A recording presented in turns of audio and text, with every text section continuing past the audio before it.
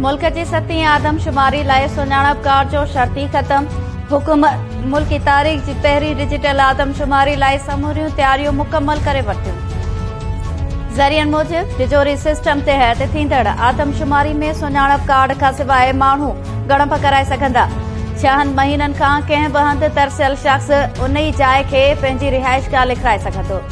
शुमारियात bureau 16 जनवरी खां portal खोले छॾींदो। समूरे मुल्क में 1.25 लख मोबाइल टैबलेट्स इस्तेमाल थींदा। मजमूई तौर 1,20,929 ॼणनि ते ॿधल अमलो हूंदो। 2,875 मास्टर ट्रेनर्स जो मरहलो मुकमल। उहे मास्टर ट्रेनर्स हाणे 1,21,000 अमले खे सिख्या ॾींदा।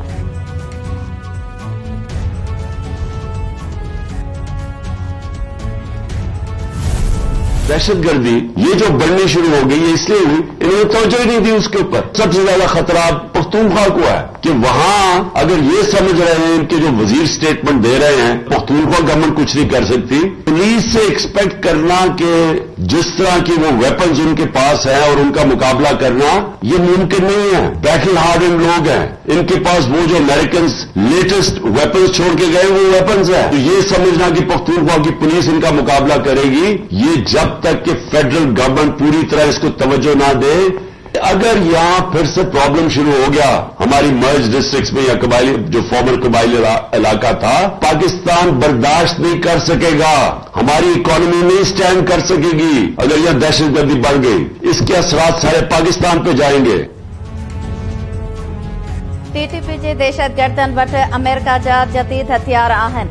खैबर पख्तूनख्वा पुलिस संदन मुक़ाबलो नथी करे सघे। अफगानिस्तान में लगभग 45,000 माण्हू वापस अचन पिया, जिन में तकरीबन 5,000 वेढ़ाक आहिनि। हुकूमत उन्हनि खे ॿीहर बहाल करण ते ध्यानु ॾे। अॻोणनि कबाइली इलाइक़नि में दहशतगर्दी ॿीहर वधी त पाकिस्तान बर्दाश्त न करे सघंदो। पीटीआई चेयरमैन इमरान खान ख़बरदार करे छॾियो। लाहौर में सेमिनार खे ख़िताब कंदे इमरान खान चयो त हुकूमत अफ़गान सरहद ते कंडेदार तार न लॻाए सघी। तालिबान कंडेदार तारूं ई पटे खणी विया। अफगान सूरत-ए-हाल ते वफ़ाक़ी वज़ीर गैर ज़िम्मेवाराना बयान ॾेई रहिया आहिनि। अफगानिस्तान जी मौजूदा हुकूमत सहकार करणु बंदि कयो त मुल्क लाइ मसइला वधी वेंदा।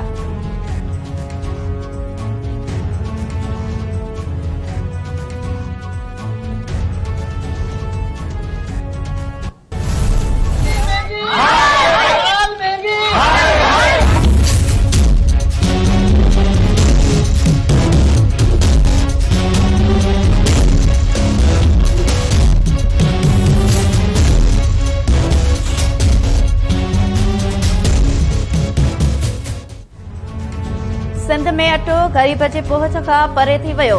हुकूमत जो ऐलानियल सस्तो अटो बि मिलणु मुहाल बणिजी वियो। फी किलो 150 खां 170 रुपयनि ताईं विकिरो। अटे जी क़ीमतुनि में वाध ख़िलाफ़ मुख़्तलिफ़ शहरनि में एहतजाजी मुज़ाहिरा ऐं धरना।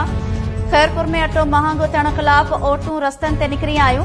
सख, लाड़काणो, कंडियारो, पंगरियो, जाती, हाला, मटियारी ऐं ॿियनि शहरनि में मुज़ाहिरा कया विया। मलीर में इंतजामिया इम्कानी बदनज़मी खे नज़र में रखंदे सस्तो अटो थाणे ते मुंतक़िल करे छॾियो। माण्हुनि जो वॾो अंग सस्तो अटो वठण लाइ थाणे ते पहुतो। शहरनि पारां अटो न मिलण जूं दाहूं। मुज़ाहिरनि जो चवणु आहे त हुकूमत अटे जे अघ ते ज़ाब्तो आणण में नाकाम थी वई। पोरिया ताईं ग़रीब तबिको ॿ वेला मानीअ लाइ परेशान।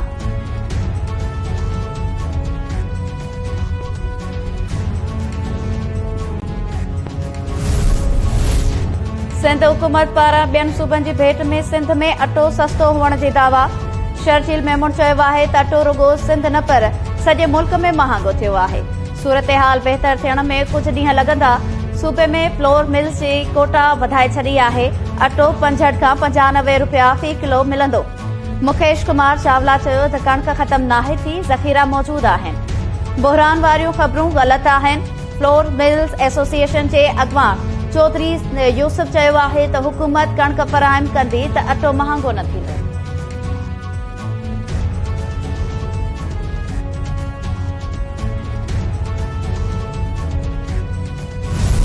नए आर्मी चीफ जो उनके आने के बाद जो तवक्को है और जो गुफ्तगू हुई है वो यही है कि वो ए पॉलिटिकल है और पाकिस्तान में इदारे किसी एक पार्टी को सपोर्ट नहीं कर रहे, लेकिन बदकिस्मती से हमारे जो MPA साहबान है मुजफ्फरगढ़ के, उन्होंने साबिक वज़ीर-ए-आज़म इमरान खान साहब के सामने ये बात रखी है कि किस तरह अननोन नंबर से उन्हें कॉलें आई, पहले रिश्वत की ऑफर की गई, 5 MPAs के लिए 1 अरब 20 करोड़ रुपया ऑफर किया गया। PDM की तरफ से 1 अरब 20 करोड़ रुपया 5 MPAs के लिए ऑफर। हम आर्मी चीफ से दरखास्त करना चाहते हैं कि इन मामलात की तहकीकात होना जरूरी है।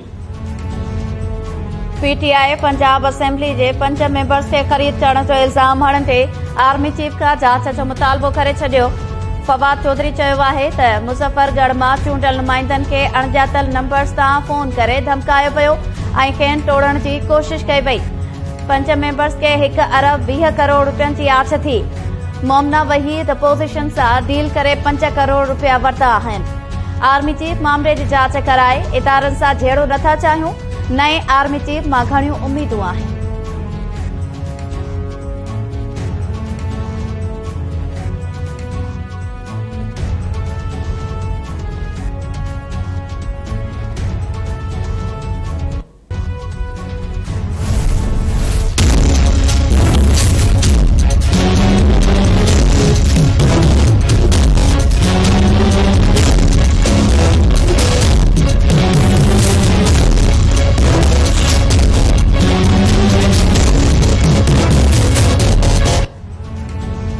घरू वसी राणा सनाउल्ला ऐं ख़ास मुआविन अता तारड़ जी गाॾी खे पंजाब असेंबली में दाख़िल थियण खां रोकण जी कोशिश।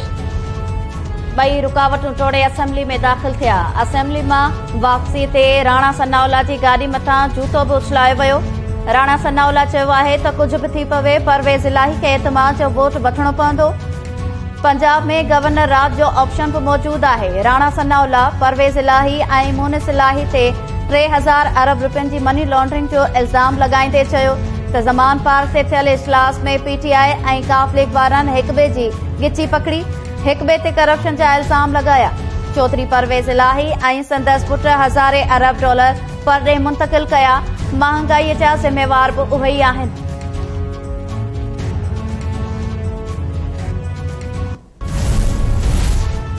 पंजाब असेंबली जो 3 कलाक देर सां शुरू थियल इजलास हिकु भेरो ॿीहर हंगामे जे पर चढ़ी वियो।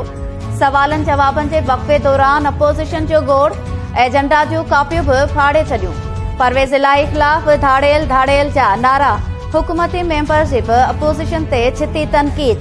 इजलास केतिरी देर ताईं मच्छी मार्केट बणियल रहियो।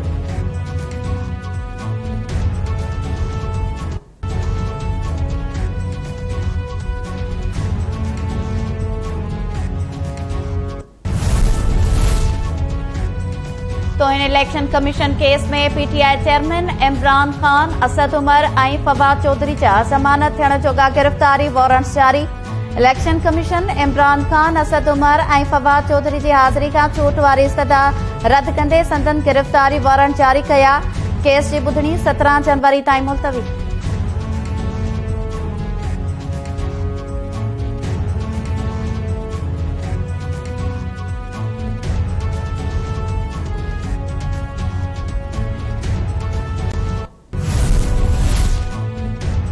पाकिस्तान जेनेवा कॉन्फ्रेंस में 11 अरब डॉलर्स गॾु करे वरिता।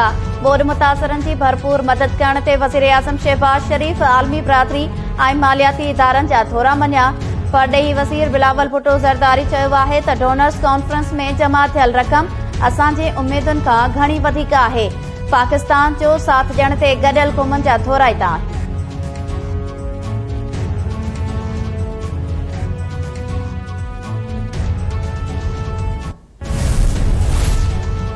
सऊदी अरब 5 अरब डॉलर्स स्टेट बैंक पाकिस्तान में डिपोजिट तो रखण ऐं 10 अरब डॉलर्स जी सीड़प करण जी तस्दीक करे छॾी। वज़ीर आज़म शहबाज शरीफ़ ऐं सऊदी वली अहद मोहम्मद बिन सलमान में थियल मुलाक़ात जो नतीजो साम्हूं अची वियो। सऊदी अरब जी पधिराई मूजिबि पाकिस्तान जे मुआशी इस्तेहकाम ऐं अवाम जी हिमायत में अहिड़ो क़दम खंयो वियो आहे।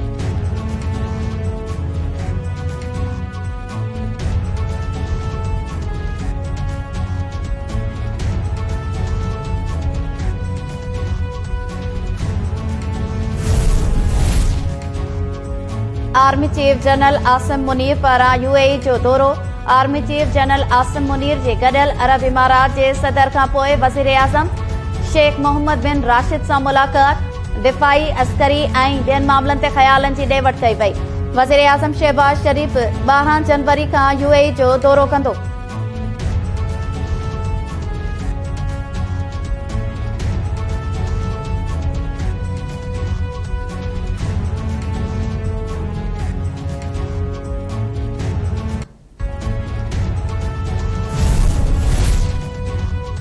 Election commission Karachi Hyderabad division में मकानी चूंडनि दौरान फुल प्रूफ सिक्योरिटी लाइ IG सिंध खे ख़त लिखी छॾियो। ख़त में चयो वियो आहे त मकानी चूंडूं शफ़ाफ़ बणाइण लाइ सिक्योरिटी सख़्त करण जी ज़रूरत आहे। वोटर्स ऐं अमले जो तहफ़ुज़ यकीनी बणाइणो आहे। सिक्योरिटी में का बि कोताही अणवणंदड़ वाक़े खे जनम ॾेई सघे थी।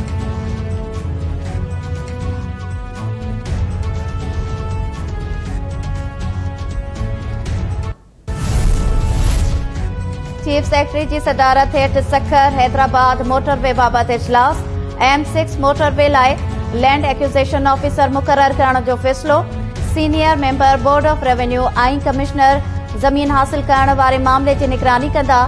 चीफ सेक्रेटरी सुहेल राजपूत चयो आहे त सखर हैदराबाद मोटरवे खे जल्द मुकमल कयो वेंदो।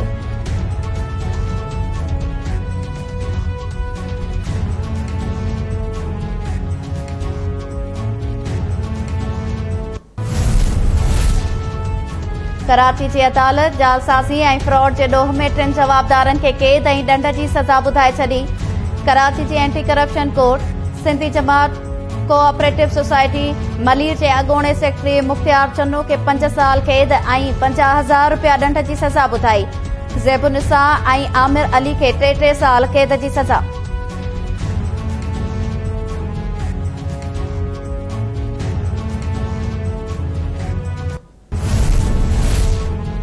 दादू जी अदालत SHO करीम चांडियो खे जवाबदार करार ॾियण बाद संदसि ज़मानत रद्द करे छॾी। जवाबदार अदालत मां फरार। उमेरुबाब जे 3 घर भातियुनि जे क़त्ल केस जी ॿुधणी थी। अदालत SHO खे जवाबदार तौर केस में शामिल करे छॾियो। संदसि ज़मानत रद्द। जवाबदार अदालत मां फरार थी वियो।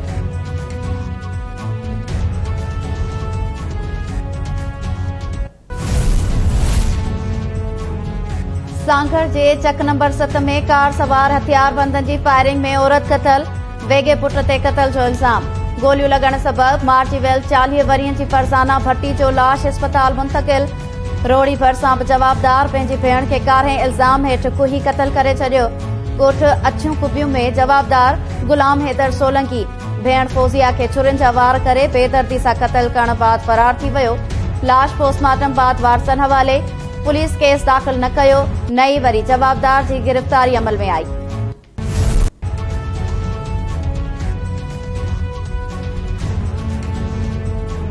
मौसमियात खाते सिंध में 13 जनवरी खां थधि में वाध जी वार्निंग जारी करे छॾी।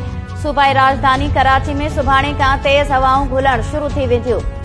मौसमियात खाते मूजिबि 13 जनवरी खां कराची समेत मुख़्तलिफ़ इलाइक़नि में राति जे वक़्ति पारो सिंगल डिजिट ताईं वञी सघे थो। बलूचिस्तान में बि रत जमाईंदड़ थधि जी अॻकथी।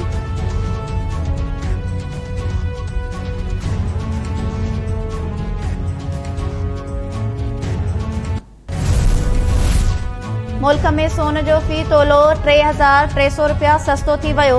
डॉलर जे मुल्ह में 47 पैसा इज़ाफ़ो। 10 ग्राम सोन जी क़ीमत में 2,829 रुपया लात। फ़ी तोलो 1,81,800 रुपयनि जो थी वियो। इंटरबैंक में रुपए जे मुल्ह में लाॻीतो ॿिए ॾींहुं बि लात रिकॉर्ड। डॉलर 47 पैसा महांगो थी 227 रुपया 88 पैसनि जो थी वियो।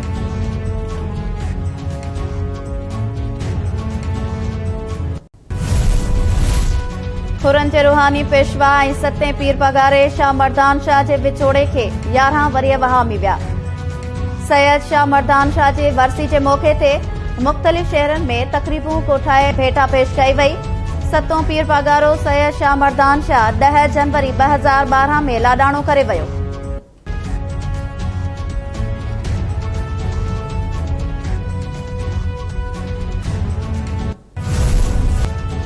ऐं यकतारे ऐं चपड़ी जे बेताज बादशाह रागी जलाल चांडियो जे विछोड़े खे 22 वरीअ वहामी विया। अवामी रागी जलाल चांडियो जा ॻायल कलाम अॼु बि झरझंग में मक़बूल बणियल। जलाल चांडियो यकतारे ऐं चपड़ी ज़रिए सिंधी मौसीक़ी खे नओं रंग ॾेई कैसेट इंडस्ट्री खे बि ऊज बख़्शियो।